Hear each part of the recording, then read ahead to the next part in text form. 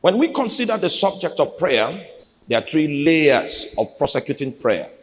The first level is prosecuting prayer, having God as your father. And you can prosecute prayer having God as your friend. You can also prosecute prayer having God as a judge. So it is the third aspect of prayer prosecution I want to bring to our notice. And we need to understand that there's a justice system that exists in the realm of the spirit. And this justice system determines the affairs of everything that is a product of God's intentional creation. Are you still with me? Do you still remember what happened in the Garden of Eden when God was taking Adam on the guided tour through the garden?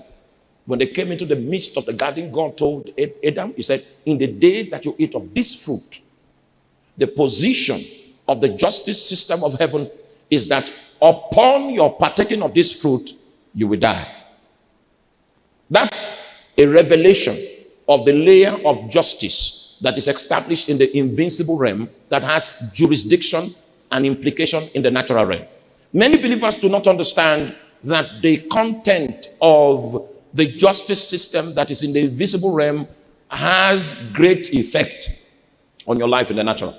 That was one of the lectures that God was trying to administer to Adam, but he did not listen. He became a victim of that justice system.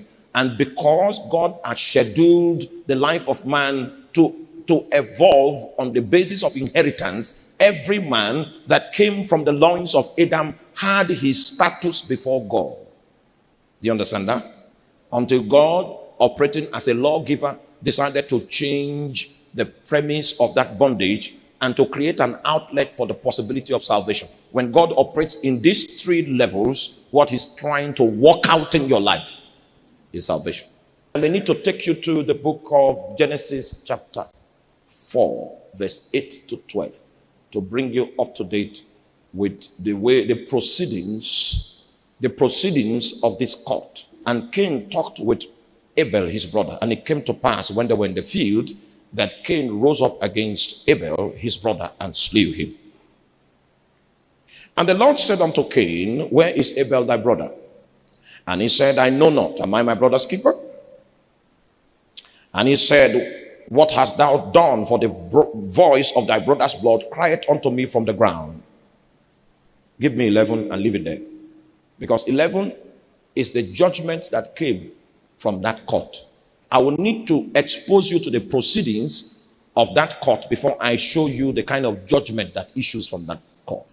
First of all, if we were using the Nigerian Constitution, there are only two kinds recognized witnesses that the Nigerian Constitution provides for. The Nigerian Constitution provides for either an expert witness or an eyewitness. An eyewitness is someone that was present at the event, the scene of the event. His testimony in court can tilt the pendulum of justice. An expert witness is somebody like a doctor, preferably a doctor of internal medicine, that runs an autopsy on the dead body. He can bring a testimony to court on the strength of his competence in his profession, and that can also tilt the scales of justice and judgment. But unfortunately for Cain, because there was no expert witness on ground and there was no eyewitness on ground. So when he was cross-examined, where is Abel, your brother? He thought that it was a court of mortals. And so he answered the way you will answer in a magistrate court in Nigeria. He said, am I my brother's keeper?